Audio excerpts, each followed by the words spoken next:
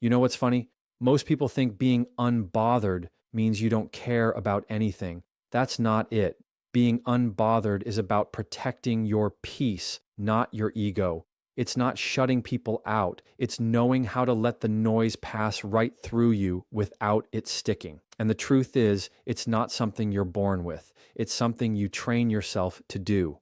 So today, I'm going to give you 5 simple behaviors that make you completely unbothered by anyone, no matter what they say, do, or try.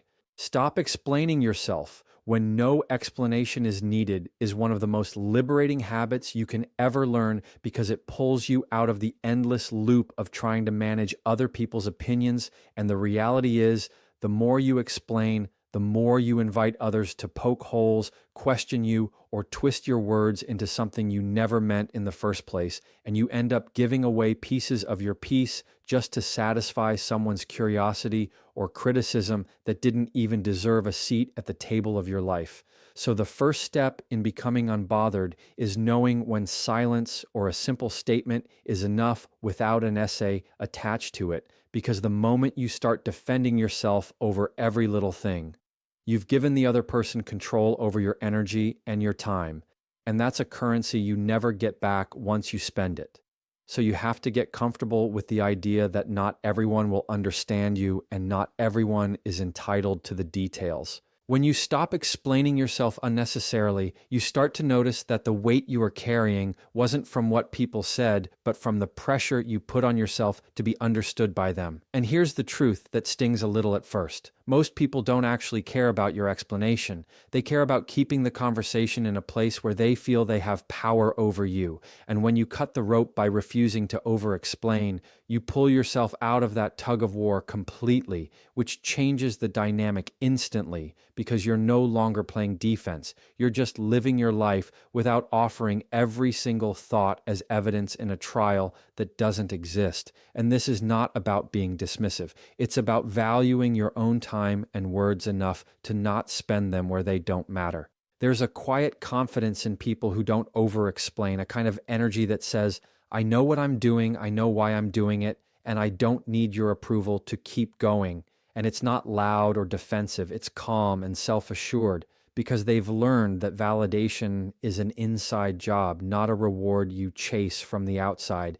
And yes, some people will take your lack of explanation as arrogance or distance, but that's just because they've been trained to believe they're owed your reasoning, when in reality, they're not. And you owe them exactly nothing except the respect of being direct and concise if you choose to answer at all. One of the hardest parts about this is breaking the habit, because explaining yourself feels like you're smoothing things over, avoiding conflict, or making sure no one misunderstands you. But here's the trap. The more you do it, the more you teach people to expect it, and they'll push for it every time, even when you know it's not necessary. So learning to stop is going to feel uncomfortable at first. It's going to feel like you're holding something back, but what you're actually holding is your boundary. And the more you practice, the more natural it becomes until it's just the way you operate. Think about how many times you've said, I'm sorry, I can't, because, followed by a long list of reasons to make it sound acceptable when you could have simply said, I won't be able to make it, and left it there. Or how many times you felt the urge to justify a choice you made about your own life, your own time, or your own priorities to people who aren't living your life and won't face the consequences of your choices, because explaining often becomes an unconscious attempt to win approval. But once you realize you don't need it, that need dissolves, and with it, so does the stress of constantly performing for an audience that didn't even buy tickets to your life. There's a huge difference between giving context when it's genuinely needed and over-explaining just to ease your own discomfort, and the key is learning to tell them apart. Because when you explain in situations where it matters, like clarifying expectations in a project or giving information that helps someone do their part, it's productive and necessary. But when you explain just because you're afraid of being judged, you're not helping them understand. You're trying to control how they see you, and that's a battle you'll never fully win. So it's better to step out of it entirely and focus on actions that speak for themselves. Over time, you'll notice the shift. You'll catch yourself mid-sentence before spilling details no one asked for. You'll let your short, clear answer sit in the air without scrambling to fill the silence. And you'll watch how some people get uncomfortable when they can't get more out of you.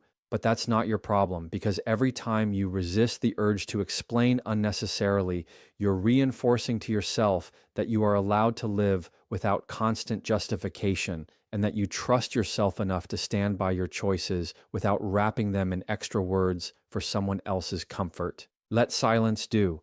The heavy lifting is a skill that feels strange in a world where everyone rushes to fill every pause with noise, explanation, or defense. But silence is one of the most powerful tools you have when you're aiming to be unbothered, because it shifts the weight of the moment onto the other person. And most people aren't comfortable carrying that weight. They expect you to jump in, explain, react, or rescue them from the tension. But when you choose not to, you show that you're not controlled by urgency or emotional pressure.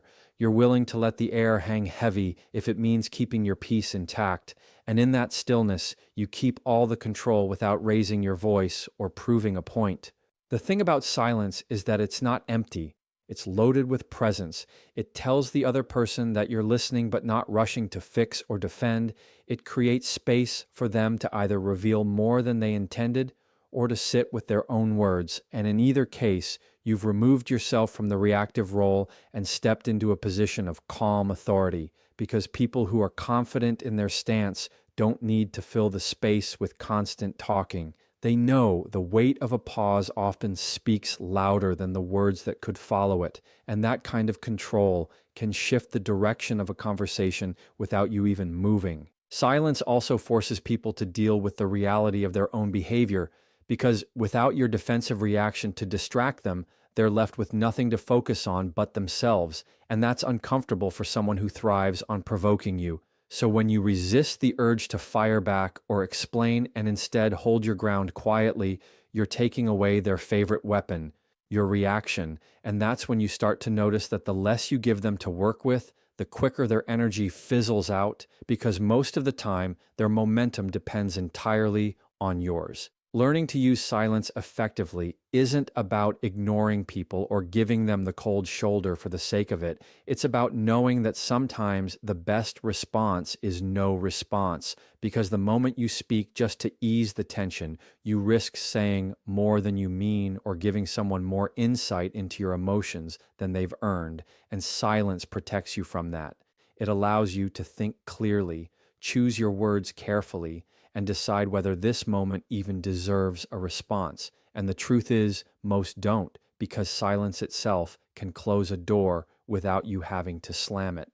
It takes practice to get comfortable with silence because it feels unnatural at first, like you're letting something go unresolved. But the truth is, most arguments and confrontations don't get resolved through more talking. They get resolved when one person refuses to feed them. And that refusal often looks like calm, steady quiet, not in a passive-aggressive way, but in a way that says, I'm not giving this any more oxygen. And the longer you can sit in that space without breaking, the more you'll realize that silence isn't weakness. It's a form of strength that doesn't need to announce itself. Over time, using silence becomes second nature, and you stop feeling the need to rush in and fill every pause. You start to value the space between words as much as the words themselves. And you notice how much more in control you feel when you're not scrambling to explain, defend, or react. Because silence doesn't just protect your energy, it projects a kind of quiet confidence that can't be faked. And when people see that you can stand comfortably in that space without flinching, they start to treat you differently, not because you've demanded respect with words, but because you've earned it without saying a thing. Control your tone, not their reaction, is one of the most powerful ways to stay unbothered, because it shifts your focus from trying to manage what you can't control to mastering what you can. And that's your delivery, your presence, and your energy in the moment. Because no matter how calm, kind, or logical you are, some people will still choose to misinterpret, exaggerate, or dismiss what you say. And if your peace depends on them responding exactly how you want, you'll always be on edge. But when you commit to keeping your tone steady and intentional, no matter their behavior, you take away their ability to pull you into their chaos, and you protect yourself from being dragged into emotional patterns that aren't yours to carry. Your tone is the signal you send out to the world about how much control you have over yourself, and people pick up on it instantly because when you're calm in your delivery, it's hard for others to escalate without looking like they're overreacting. And when you keep your tone grounded, it creates a kind of invisible barrier that says you can yell, you can throw accusations, you can try to provoke me, but I'm not matching that energy. And that stance changes the entire dynamic because it denies them the emotional fuel they're trying to get from you, which is often the only thing keeping their argument alive. Controlling your tone doesn't mean suppressing your emotions or pretending you're not affected. It means channeling those emotions into a form that serves you instead of sabotages you. Because the second you raise your voice, talk faster, or let frustration leak into your words, you're giving them evidence to twist and you're letting them set the tempo of the interaction. So instead, you set the pace by slowing your speech, keeping your voice even, and making your pauses intentional. And you'll notice that when your tone stays consistent, it's much harder for the conversation to spiral into a shouting match or a personal attack. This kind of control takes practice because most of us mirror the energy we're given. Someone comes at us aggressively, and our instinct is to match their volume or defend ourselves just as strongly, but that instinct is exactly what they want if they're trying to get a rise out of you. And when you don't give it to them, when you stay level and unshaken, you're showing that you're not a puppet for someone else's emotions to pull around. You're the one holding the strings on your own response. And that's where your power is, because your tone speaks louder than your words ever could in those moments. You'll also start to see how your tone affects the outcome of conversations in ways your words alone can't, because people remember how you made them feel far more than they remember the exact phrasing you used. And if your tone stays measured, respectful, and clear, even when you're setting a boundary or disagreeing, it leaves a different imprint than if you let frustration color your delivery. And over time, this consistency builds a reputation. People learn that they can't push you into losing your cool, and that predictability makes it harder for them to justify escalating things with you in the future. Controlling your tone also helps you think more clearly in the moment, because when you focus on keeping it steady, you naturally slow down your responses, which gives you more time to choose your words wisely. And that pause is often all you need to avoid saying something reactive that you'll have to clean up later, because once words are out, they can't be taken back, and no amount of explaining can erase the way they landed. So holding on to your tone is like holding on to the steering wheel of the conversation, making sure it stays on a road you actually want to be on instead of veering into unnecessary conflict. Over time, you'll find that keeping your tone in check becomes less about managing tense conversations and more about the kind of person you're choosing to be in every interaction, because it's not just a tactic for dealing with difficult people, it's a habit that shapes how you move through the world, and the more you practice it, the more natural it feels, until it's just who you are. Someone whose words might change based on the situation, but whose tone stays steady, grounded, and untouchable, no matter how much someone else tries to shake it. Respond to facts, not feelings, is a mindset that keeps you grounded in reality when emotions start running high, because in almost every conflict or tense interaction, there's the surface level, how people feel in the moment, and then there's the underlying truth, the actual facts of the situation. And the mistake most people make is reacting to the emotional storm instead of anchoring themselves to what's real, which pulls them into arguments that go in circles because feelings shift, twist, and flare up, but facts remain steady. And when you train yourself to answer based on facts alone, you stop getting pulled into drama that has no clear resolution, and you start keeping the conversation in a place where clarity is possible. The problem with responding to feelings is that emotions can be contagious. And if someone comes at you with anger, frustration, or even guilt, your natural instinct is to match that energy without realizing it, which means their feelings end up steering your behavior. And that's exactly how you lose your peace, because instead of addressing what's actually happening, you're now reacting to the mood of the moment. And moods can be wildly inaccurate, fueled by assumptions, misunderstandings, or even someone else's bad day. So if you want to stay unbothered, you have to separate the two and make a conscious choice to only respond to what you can verify as true. This doesn't mean you ignore people's emotions or dismiss them like they don't matter. It means you acknowledge them without letting them dictate your own emotional state, because feelings are valid in the sense that people really do feel them, but they're not always reliable indicators of the facts. And when you respond based on the facts first, you keep the conversation anchored, you avoid adding fuel to the fire, and you make it harder for someone to drag you into a space where logic has no foothold, which is where most conflicts spin out of control. It takes discipline to stick to facts when someone is trying to pull you into an emotional reaction, because their feelings will often be loud, urgent, and persuasive. And they might even accuse you of not caring if you don't respond in the same emotional tone they're using, but that's just because they're used to people meeting them at that level. And when you don't, it throws them off balance. It forces them to either match your calmness or admit they're upset over something that isn't entirely grounded in reality. And either way, you've avoided getting tangled in an argument that goes nowhere. A practical way to do this is to slow the conversation down and focus on the specific verifiable parts of what's being said, asking questions like, what exactly happened? Or what's the part we know for sure? Because it's hard for someone to keep spinning a narrative that's purely emotional when you're calmly and consistently bringing it back to the details that can be proven.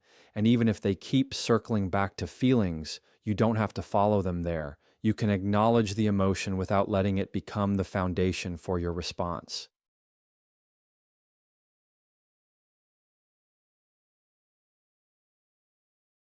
Interact with you because they start to see that you can't be baited by emotional swings, and that if they want to have a productive conversation with you, they have to come with something concrete.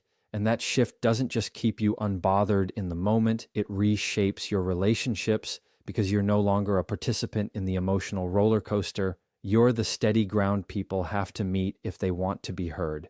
Decide what's worth your energy before you give it is the filter that stops you from pouring yourself into situations, people, or arguments that don't deserve a single drop of your time. Because the truth is, you don't have unlimited emotional bandwidth. And if you spend it on every little thing that comes your way, you'll be drained before you even get to the things that actually matter. So being unbothered isn't about never caring. It's about caring selectively with intention. And that starts with pausing before you react, asking yourself whether this moment is worth the emotional cost it's about to take from you, because once you give your energy to something, you can't get it back. When you make a habit of deciding what's worth your energy ahead of time, you create an internal standard that everything has to pass before it gets your attention, and that standard might look different for everyone. Maybe for you, it's about whether the situation affects your life in a lasting way